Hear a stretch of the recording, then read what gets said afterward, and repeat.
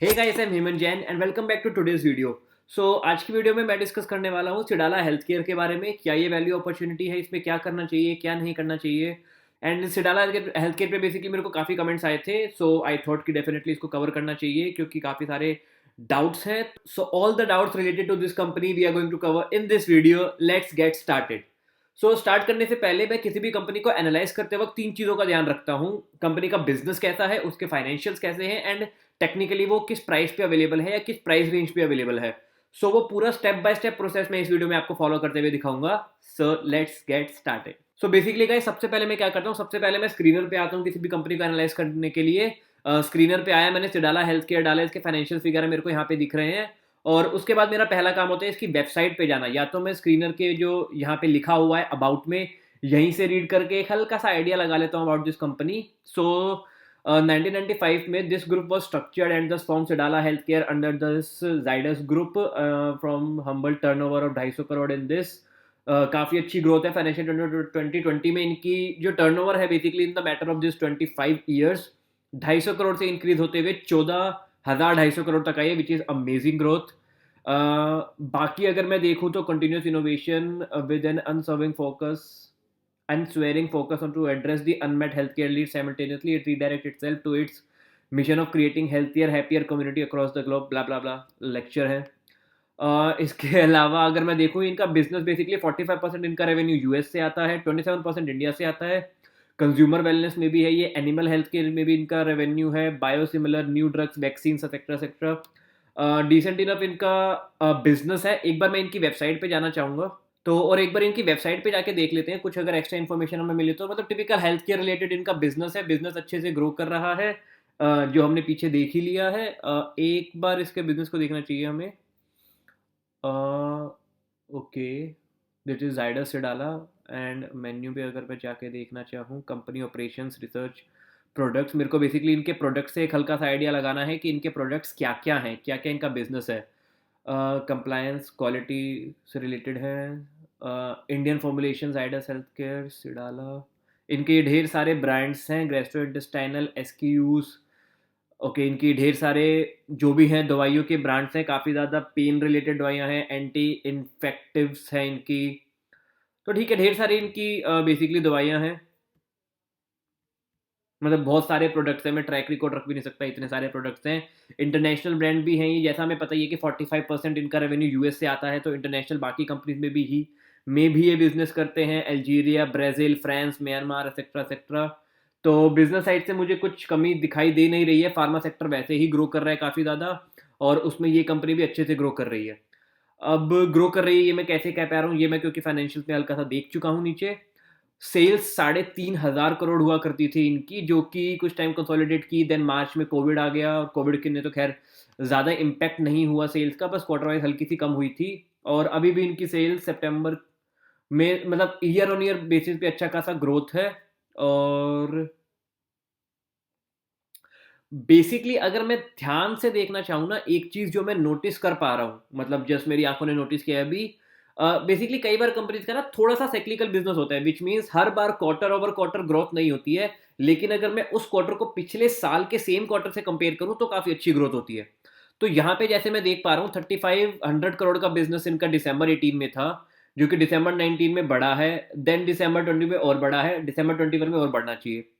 Similarly मार्च 19 में इनका business इतना था, उसके बाद मार्च 20 में बिजनेस बढ़ा है, एंड देन मार्च 21 में बिजनेस थोड़ा सा कम हुआ है। ठीक है, मतलब it's not that true always, but अच्छी खासी growth, decent enough growth maintain है इनकी। एक्सपेंसेस का अगर मैं देखना चाहूँ तो एक्सपेंसेस तो छोड़ो, ऑपरेटिंग ऑपरेटिंग प्रॉफिट इनके मोर और लेस कंसिस्टेंट है, उसमें ज़्यादा कुछ ग्रोथ मेरे को दिखाई नहीं दे रही है। नेट प्रॉफिट में इनकी बहुत अच्छी ग्रोथ रिसेंटली आई है, रीजन उसका देखने की कोशिश करेंगे, हम रैंडमली नहीं जाएंगे। इनका अदर इनकम से मेजर पोर्शन आया है। अब अदर इनकम इनकी कहाँ से आई है, इन्होंने प्रोबेबली कोई बिग डील की होगी, कोई अपना एसेट बेचा होगा, कुछ चीज़ हुई होगी जिसकी वजह से अदर इनकम आई है। मेरे को ये अगर अनाउंसमेंट में मिल जाए तो I will be really happy कि अदर इनकम में क्यों आई है। लेकिन ठीक है, अभी अगर नहीं मिल रहा है, बाद में मिलेगा तो I update it later on. But keep this in mind कि क्योंकि ये 3,000 करोड़, ये 2,500 करोड़ अदर इनकम में से आए हैं, तो इसको थोड़ा हटा के कंसीडर करना कि डिसेंट इनफ ग्रोथ हो भी रही है या नहीं। तो अगर ये इनकम यहाँ पे ना भी होती तो भी इनकी फिगर लगभग 700 करोड़ के आसपास होती यहाँ पे। और आफ्टर पेइंग द टैक्स इन्होंने सिर्फ 3% टैक्स पे किया है, I don't know why, tax अच्छा खासा होता है। तो उसके बाद ये फिगर शायद 500 करोड़ के आसपास ही होती। तो नेट प्रॉफिट में इनकी कुछ बहुत खास ग्रोथ नहीं है, लेकिन काफ़ी काफ़ी अच्छी कंसिस्टेंसी डेफिनेटली मेंटेन्ड है। और ईयर ऑन ईयर लेवल पे तो काफ़ी अच्छी ग्रोथ है, वो हमें दिख ही रही है। मार्च 2010 में जो 3,500 करोड़ के प्रॉफिट हुआ करते थे, वो अभी 15,000 करोड़ पहुंच गए हैं, which is almost 4 times in a matter of 11 years. Commendable growth. Net profit में भी आपके सामने है, 10 टाइम्स की ग्रोथ हुई है यहाँ पे। तो काफ़ी अच्छी नहीं, 10 टाइम्स नहीं मानेंगे हम, sorry, let me correct my self. Other income इनकी यहाँ पे बहुत ज़्यादा आई है। This might be just one time other income, मतलब हो सकता है ये इनकम सिर्फ वन टाइम ही हो। तो इस 2,500 करोड़ को लगभग यहाँ से माइनस कर दो, तो स्टिल मतलब it will come out to be 2,300 crore. तो स्टिल काफ़ी अच्छी ग्रोथ मेंटेन है। ग्रोथ के पर्सपेक्टिव से मुझे कोई भी इशू नहीं है। इन पे लोन है, लेकिन डेट टू इक्विटी रेशियो सिर्फ 0.29 है, तो यार ये काफ़ी manageable debt to equity ratio है, that is absolutely fine. Return on equity, return on capital employed, although मुझे 20% से ऊपर पसंद है, लेकिन 15% भी बुरी नहीं है, बुरी नहीं है, बहुत अच्छी नहीं है, आई एग्री, बट बुरी फिगर नहीं है।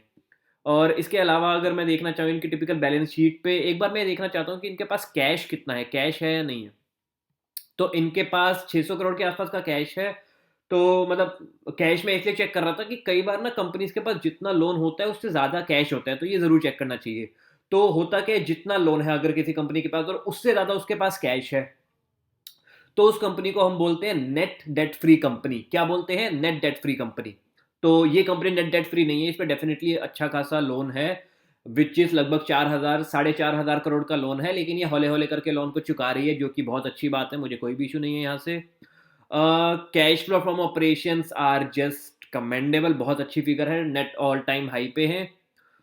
शेयर होल्डिंग पैटर्न देखा जाए तो बिग प्लेयर्स की अच्छी खासी होल्डिंग है, एफ की अच्छी खासी होल्डिंग है, ऑलमोस्ट कंसिस्टेंट इनफ है। डी रिसेंटली बाइंग करने में लगे हुए हैं।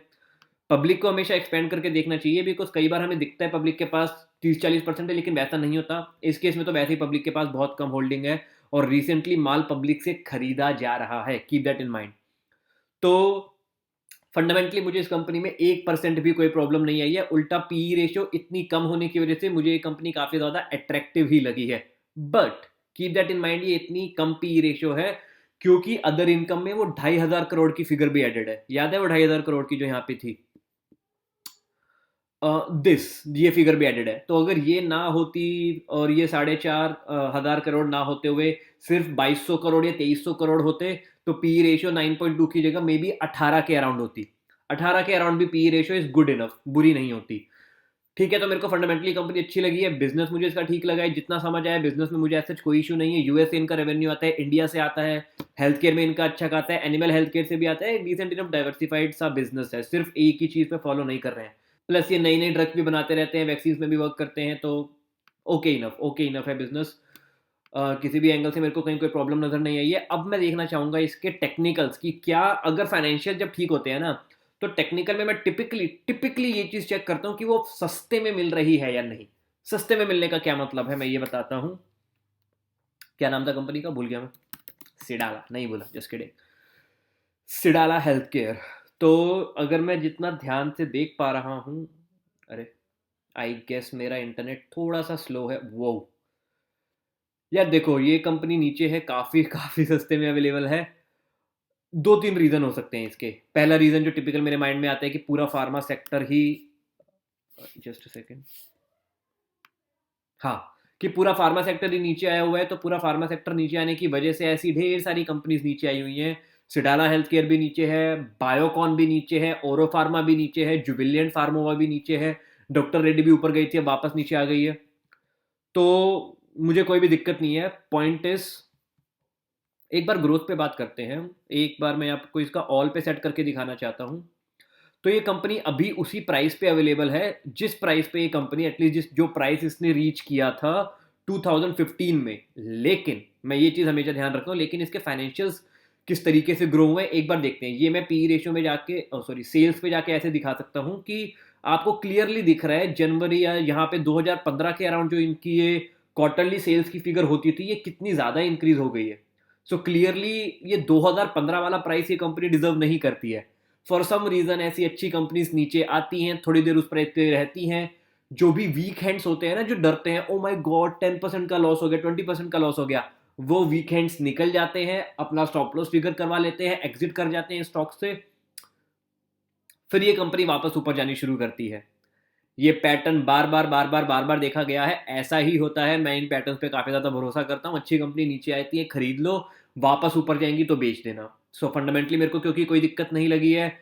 2015 के प्राइस पे अवेलेबल है, जब इसका नेट प्रॉफिट हुआ करता था। मैं एक बार आपको दिखाना चाहूंगा, जब इसका नेट प्रॉफिट 1100 करोड़ हुआ करता था, ये उसी प्राइस पे अवेलेबल है, जबकि अब इसके प्रॉफिट 2200 करोड़ हो गए हैं। 4500 करोड़ नहीं है, 2200 करोड़ है। 24 करोड़ को मैं हटा के बात कर रहा हूँ। ऑल्दो क्योंकि 24 करोड़ आया है, तो जिनको भी डिविडेंड मिलेगा या जो भी बेनिफिट होगा वो होगा, बस जस्ट बिकॉज ये वन टाइम है, तो इसको माइंड में रख के कैलकुलेशन मत करो। आप ये मत सोचो कि अगले साल 5000 करोड़ का प्रॉफिट आएगा, नहीं, 2500 करोड़ भी आया, I am happy, I am very happy. तो उस पर्सपेक्टिव से भी ये कंपनी बहुत अच्छी वैल्यू बाय मुझे लगी है। क्यों? क्योंकि अच्छे प्राइस पे अवेलेबल है, और पोटेंशियल देख लेते हैं, क्योंकि सारी चीज़ें ऑल टाइम हाई पे है, नेट प्रॉफिट एंड ऑल इसके सारे अच्छे खाते चल रहे हैं, लोन भी कंपनी धीरे धीरे चुका रही है, तो 1 से 2 साल में वापस ही अपना ऑल टाइम हाई रिक्लेम करेगी, मुझे ऐसा लगता है। I M batting on that fact. So chill type 50% का प्रॉफिट आ जाएगा। नाउ एफडी आपको 6% का प्रॉफिट देती है, जो कि अगर आप 30% स्लैब में रहते हो तो आफ्टर टैक्स जो आ जाता है 4.2%। इंडेक्स फंड आपको 12-13% का प्रॉफिट देते हैं, जो कि आफ्टर टैक्स ऑलमोस्ट 10% आ जाता है। इसने अगर ये गेन 3 साल में भी दिया, 3 साल में भी अगर इसने ये 50% का गेन दिया, वैसे 3 साल नहीं लगने वाले हैं, इवन आफ्टर पेइंग 10% टैक्स, आपका एफडी या इंडेक्स फंड से कई गुना ज्यादा प्रॉफिट होने वाला है। सो फॉर दैट पर्सपेक्टिव मैं भी शायद इस कंपनी में इन्वेस्ट करूंगा। Thank you so much. किन किन्होंने ने कमेंट किया था, let me just confirm. Thank you so much Shridhar for for commenting this stock. एक और बंदे का था, हाँ, तरुण। तो thank you Tarun and Shridhar for commenting this stock. This stock is a wonderful opportunity, इसमें डेफिनेटली इन्वेस्ट करना चाहिए। नाउ विद दैट सेड, क्योंकि मैं कह रहा हूं ये बढ़ सकता है, ये यहां से 20-30% और भी गिर सकता है, we can not predict that. मैं एक ये लॉन्ग टर्म होराइजन की बात कर रहा हूं कि पूरी एनालिसिस करने के बाद, बिजनेस देखने के बाद, फाइनेंशियल्स देखने के बाद एंड टेक्निकल देखने के बाद ही आई केम टू दिस कंक्लूजन कि ये मीन रिवर्ट करेगा, वापस ऊपर जाएगा और बहुत अच्छे लेवल्स को टच करेगा। बस अपना पेट को थोड़ा मजबूत रखना है, खुद को स्ट्रांग रखना है कि अगर 20% नीचे गिर भी गया तो डरना नहीं है। और वो कॉन्फिडेंस कैसे आएगा? जब तुम लालची नहीं बनोगे, मतलब अपने कैपिटल का 5% से ज़्यादा इसमें नहीं लगाना है, बिकॉज 5% से ज़्यादा लगा दोगे, फिर स्टॉक अगर गलती से नीचे गिर गया तो तुम डरोगे, एंड हो सकता है तुम्हारे भी स्टॉप लॉस ट्रिगर हो जाए। मेरा स्टॉप लॉस इसमें कभी ट्रिगर नहीं होगा, क्योंकि मेरा इसमें स्टॉप लॉस होगा ही नहीं। मैं 10,000, 20,000, 50,000, डिपेंडिंग ऑन कि मेरे कैपिटल का 5% मैक्स कितना है। ऑल दो इस कंपनी में मैं शायद 2-3% ही इन्वेस्ट करूंगा, बिकॉज ऑलरेडी मेरी फार्मा कंपनी में अच्छी खासी होल्डिंग है, लेकिन ये भी काफ़ी अच्छी अपॉर्चुनिटी है, तो इसमें भी इन्वेस्ट करना चाहिए। I am definitely definitely definitely going to invest in this company. एक और पैटर्न की मैं बात करना चाहूंगा। मैं कई वीडियो में डिस्कस करता हूं moving average pattern, moving average strategy, वो यहां पे बन रही है। मूविंग एवरेज स्ट्रेटेजी क्या कहती है? अगर स्टॉक का प्राइस इसके 50 दिन के मूविंग एवरेज से नीचे है, और अगर उसका 50 दिन का मूविंग एवरेज उसके 200 दिन के मूविंग एवरेज से नीचे है, तो मतलब वो काफी काफी ज्यादा गिर गया है। हमेशा वो उस प्राइस पे नहीं रहेगा, क्विकली बहुत ऊपर जाएगा। तो मूविंग एवरेज स्ट्रेटेजी के अकॉर्डिंग भी एक ये बाय सिग्नल है। I am definitely definitely definitely going to buying this stock. क्या मैं इस स्ट्रेटेजी में जितने भी स्टॉक आते हैं उन सबको बाय कर लेता हूं? Absolutely not. फाइनेंशियल्स मेरे फेवर में होने चाहिए, सेल्स, नेट प्रॉफिट बहुत अच्छी होनी चाहिए, तो ही मैं उसमें इन्वेस्ट करता हूं। क्या ये स्ट्रेटेजी हमेशा वर्क करती है? इस टाइम पे इन्वेस्ट करने के बाद डेफिनेटली मेरे को विद इन डेज प्रॉफिट होगा? Absolutely not. Within days किसी भी स्ट्रेटेजी में प्रॉफिट नहीं होता है, within months, within years ही आपको बहुत अच्छे प्रॉफिट देखने को मिलते हैं। सो गाइस, आई होप आपको ये वीडियो अच्छी लगी हो। अच्छी लगी तो इसका लाइक जरूर करना। रुको, आगे जाने से पहले मैं जेपी पावर में हल्की सी अपडेट देना चाहता हूँ। जेपी पावर का शायद मैं 1-2 बार पहले भी डिस्कशन कर चुका हूँ, फिर से कर देता हूँ। मैंने अपनी सारी होल्डिंग्स जेपी पावर की सेल कर दी हैं। आई डोंट नो मेरा नेट इतना स्लो क्यों है। मैं जेपी पावर में हल्का सा डिस्कशन कर देना चाहता हूँ, एंड लकीली उसी प्राइस से रिवर्ट किया है। मैंने लगभग 10.5-11 रुपये के आसपास अपनी सारी होल्डिंग्स इसमें बेच दी हैं। मैंने ये अप्रैल के अराउंड कहीं डिस्कस किया था, जब ये लगभग 3 रुपये था। I don't even know the exact price, exact time जब मैंने डिस्कस किया था। एक सेकेंड, हाँ, इस लिस्ट में आएगा ना। वो नेट सही में काफ़ी स्लो है मेरा शायद। हाँ, तो जेपी पावर को मैंने 10 मई को डिस्कस किया था जब ये 3 रुपए का था। मैंने 6 रुपए पे भी थोड़ी सेलिंग की थी, और जब मैंने दोबारा डिस्कस किया था ये आपके साथ कि मैं सेलिंग कर चुका हूँ, तब इसका प्राइस बढ़ के 8.6 हो गया था। तो 6.2 पे मैंने अपनी हाफ होल्डिंग्स बेच दी थी। उसके बाद इसने 11 रुपए टच किया, 11 रुपए के अराउंड मैंने अपनी सारी होल्डिंग्स बेच दी हैं। अभी जब दोबारा 6 रुपए से नीचे आएगा तब मैं खरीद लूंगा। वापस बहुत ऊपर चला गया, आई डोंट केयर, क्योंकि मेरे पोर्टफोलियो में नहीं है। मैंने अपने हिस्से का पानी पी लिया है, अपने हिस्से का प्रॉफिट बुक कर लिया है। मैं लालची नहीं हूँ और मैं स्टॉक में रिस्क लेने से डरता भी नहीं हूँ। तो ये दो क्वालिटी आप में होनी चाहिए हद से ज़्यादा, कि यहाँ पे ना क्लियर कट एक एग्जिट मिल रहा होता है कि 200 दिन के मूविंग एवरेज से बहुत ऊपर है, बुक वैल्यू के पास आ गया है, आपको मोर देन 100% का प्रॉफिट हो रहा है। अगर आप इस पॉइंट पे प्रॉफिट बुकिंग नहीं करोगे तो आपका कभी बहुत ज़्यादा पैसा नहीं कमा पाओगे। तो ऐसे पॉइंट पे प्रॉफिट बुकिंग करना ज़रूरी है। बहुत लोग प्रॉफिट बुकिंग इसलिए भी नहीं करते कि वो डरते हैं कि यार और बढ़ गया तो, एक अपर सर्किट और लग गया तो। लगने दो यार, that is absolutely fine. We can not predict the top. ये अभी यहाँ से रिवर्ट करके 15-16 के लेवल पे भी जा सकता है। I am absolutely fine with it. मेरे को रिग्रेट वगैरह कुछ भी नहीं होने वाला है। मैंने अपने हिस्से का प्रॉफिट बुकिंग कर ली है। Same thing I am going to do in सिडाला हेल्थ केयर। जब वो 30-40% का मेरे को प्रॉफिट देगा, मैं अपना प्रॉफिट बुक करके चिल करूंगा एंड अपना प्रॉफिट बुकिंग करके पार्टी करूंगा। सो आई होप आपको वीडियो अच्छी लगी तो इसको लाइक जरूर करना। कमेंट में आप thank you for this video लिखोगे तो मुझे काफ़ी अच्छा लगेगा। एंड आई होप आपको स्टेप्स क्लियर हो गए हो। बिजनेस देखो हल्का फुल्का, कि बिजनेस ग्रोइंग तो नहीं है, बिजनेस कुछ फैड तो नहीं है। फैड एज इन मतलब बिजनेस खत्म तो नहीं हो जाएगा, ऐसा कुछ तो नहीं है। फिर फाइनेंशियल्स देखो, फाइनेंशियल सुपर सेक्सी है। तो टेक्निकल्स देखो, स्टॉक सस्ते में मिल रहा है तो बाय, दैट्स इट। इतनी ही ईजी है इन्वेस्टिंग। लोग नहीं मानते हैं, लोग पता नहीं गामा स्कैल्पिंग, डेल्टा पेजिंग, पता नहीं क्या क्या चीज़ें करते हैं। वो चीज़ें भी अपनी जगह पे सही हैं, बट मेरे अकॉर्डिंग इन्वेस्टिंग मैं इतने इजी रूल्स के बेसिस पे करता हूँ एंड अभी तक मेरे को सिग्निफिकेंट लॉस नहीं हुआ है। टचवुड आगे भी नहीं होगा, क्योंकि स्टॉक ऑलरेडी गिरा हुआ होता है तब मैं खरीदता हूँ। यस, उसके बाद और भी गिर सकता है, बट प्रोबेबिलिटी थोड़ी सी कम हो जाती है बस। So well, I am going to repeat the statement. I hope आपको ये वीडियो अच्छी लगी हो। लगी है तो इसको लाइक जरूर करना। कमेंट में thank you for this video लिखोगे तो मेरे को काफ़ी अच्छा लगेगा।